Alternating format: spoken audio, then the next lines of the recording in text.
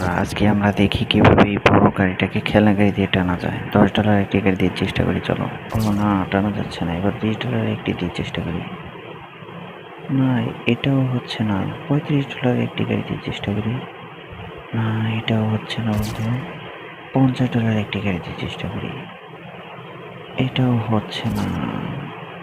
$100 একটি গাড়ি দিয়ে চেষ্টা করি। না, এটাও হয় না। $200 একটি বড় গাড়ি দিয়ে চেষ্টা করি।